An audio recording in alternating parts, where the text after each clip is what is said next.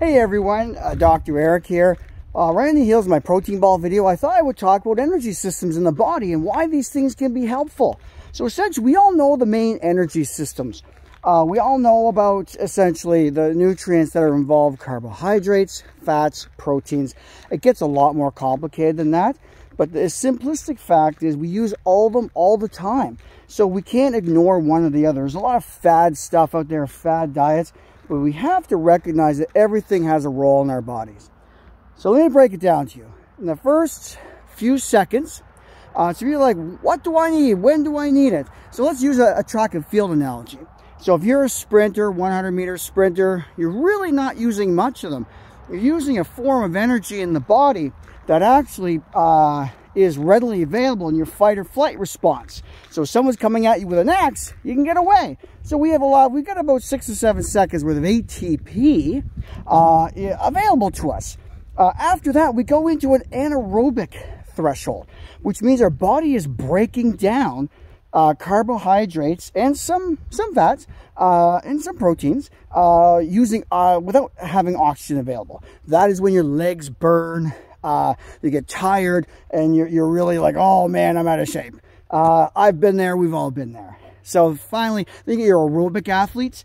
That's your aerobic system, and essentially your endurance athletes are able to burn things more efficiently using oxygen so that they can go farther. So that brings us to, I'll throw in an idea, the idea of intermittent fasting.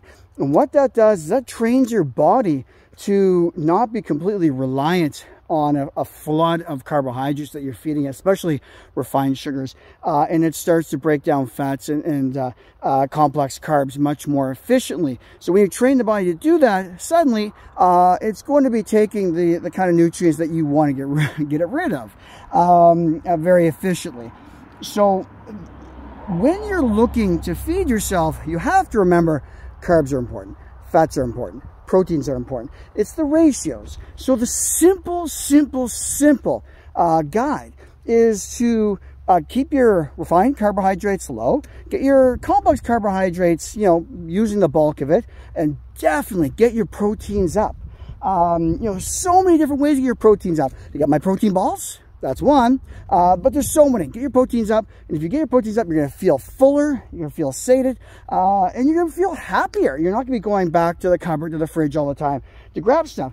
So this is a very simplistic breakdown, but we thought it would be helpful to kind of explain what the body needs. And when you're looking to heal and cut down on your pain, your body needs all these tools as well, because more carbs equals more water, equals more inflammation, equals all sorts of things. You feel bloated.